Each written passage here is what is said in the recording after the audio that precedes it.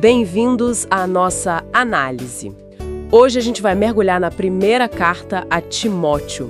É um texto do Novo Testamento, atribuído ao apóstolo Paulo. Exato. E é uma carta bem pessoal, direcionada a Timóteo, que era um jovem líder lá na igreja de Éfeso.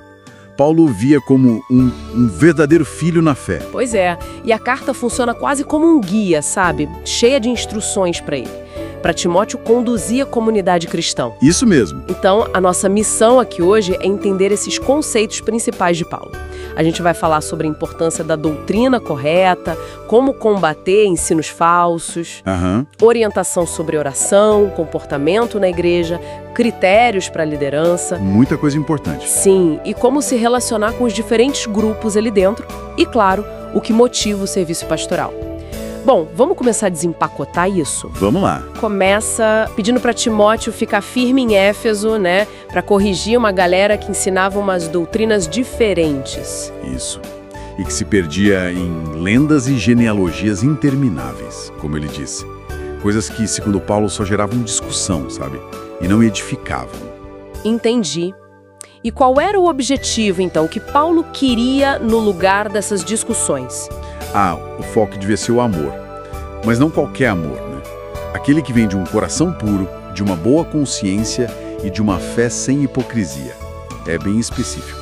Faz sentido. Tirar o foco da polêmica e voltar para o essencial. Exatamente. Por isso a ênfase toda em preservar o verdadeiro ensinamento, a sã doutrina. Paulo via isso como a base, a coluna da igreja, sabe? Ele até conecta isso diretamente com a salvação. Nossa, que forte! E ele também alerta contra os falsos mestres, Aqueles mais interessados em outras coisas. Sim, ele critica duramente os que são movidos por orgulho ou pela ideia de que a religião é um jeito de ganhar dinheiro, bem atual, infelizmente. Verdade. Bom, então, estabelecida essa base da doutrina correta, a carta também dá umas dicas práticas para a vida em comunidade, certo? Tem a parte da oração. Tem sim. Paulo pede para orar por todas as pessoas e inclui especificamente reis e autoridades. E por quê? Qual o motivo dessa oração? Para poder viver uma vida calma e pacífica, com piedade e respeito. Ou seja, a oração está ligada a buscar uma boa convivência social, um ambiente de paz. E isso reflete no testemunho da igreja para fora. Entendi. E as instruções sobre homens e mulheres nas reuniões, como se encaixam nisso? Também apontam para essa busca por ordem, por decência, sabe? Moderação, boas ações, tudo contribuindo para um testemunho coerente da comunidade. A fé tem que aparecer na prática. E aí chegamos na liderança. Essa parte é bem interessante. Paulo estabelece critérios bem claros para quem ia ser bispo ou diácono. Claríssimos. Pessoas irrepreensíveis, moderadas, hospitaleiras, aptas para ensinar. E, importante, não podiam ser apegadas ao vinho ou ao dinheiro. Tinham que governar bem a própria casa. É uma lista e tanto. Ele até fala que não deviam ser recém-convertidos, para não se encherem de orgulho. Exato. O rigor todo é para garantir a integridade e a estabilidade da liderança. É como se fosse uma proteção para a igreja, sabe? Para evitar escândalos e maus exemplos. Faz todo sentido.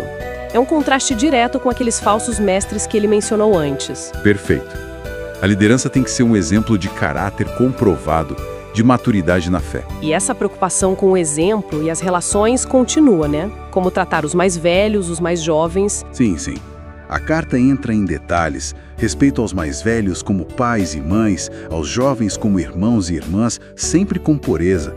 Mostra uma preocupação real com a dinâmica social dentro da igreja. E a questão das viúvas? Ele detalha bastante isso também. Detalha mesmo. Ele distingue as que realmente precisam do apoio da igreja daquelas que têm família para ajudar. Mostra um senso de responsabilidade comunitária, mas também de ordem. E fala sobre honrar e sustentar os presbíteros que trabalham na pregação e no ensino. Até a relação entre escravos e senhores é mencionada. Pois é, pedindo respeito mútuo ali, naquela estrutura social. Mostra que a fé devia impactar todas as áreas da vida. A responsabilidade familiar, por exemplo, é tratada como um dever religioso básico. Se alguém não cuida dos seus, é pior que o incrédulo, ele diz. E no meio disso tudo tem a motivação pessoal para Timóteo, que era jovem, Paulo dá uma força para ele. Muita força. Ele fala, Não deixe que ninguém o despreze por ser jovem, mas que ele deveria ser exemplo dos fiéis em tudo, na palavra, no procedimento, no amor, na fé, na pureza. Que encorajamento! E ele o incentiva a se dedicar à leitura da Escritura, à pregação, ao ensino. Isso, e a não negligenciar o dom que recebeu, a cuidar de si mesmo e da doutrina. E tem aquele alerta famoso sobre o amor ao dinheiro, né? Que é raiz de todos os males. Sim, e o que ele deveria buscar no lugar disso? Justiça, piedade, fé, amor, perseverança, mansidão. A motivação para o ministério não devia ser o ganho material, de jeito nenhum. Então, a motivação real vem de onde? Da fidelidade a Deus, da vocação que ele recebeu, da busca pela piedade, que Paulo diz que para tudo é proveitosa, porque tem promessa para a vida presente e futura. E, claro, da esperança na vida eterna. É uma chamada forte à integridade, a guardar o que foi confiado. Ótimo! Então, resumindo essa conversa, a primeira carta a Timóteo nos dá um panorama muito prático dos desafios da igreja lá no primeiro século, né? Defender a doutrina, cultivar uma conduta exemplar, estabelecer uma liderança qualificada, cuidar bem dos relacionamentos dentro da comunidade. Tudo isso está lá. E fica claro essa tensão entre a verdade e o erro e a importância da coerência entre fé e prática. Sem dúvida. A integridade, principalmente da liderança, aparece como algo central para a saúde e para o testemunho da igreja. Não tem como fugir disso. E isso nos leva a pensar, né? Com certeza. Fica aqui uma questão para a gente refletir. Como é que essas orientações tão antigas sobre doutrina, sobre liderança, sobre vida em comunidade, como elas dialogam ou talvez até confrontam os desafios e as realidades das nossas comunidades e organizações hoje em dia?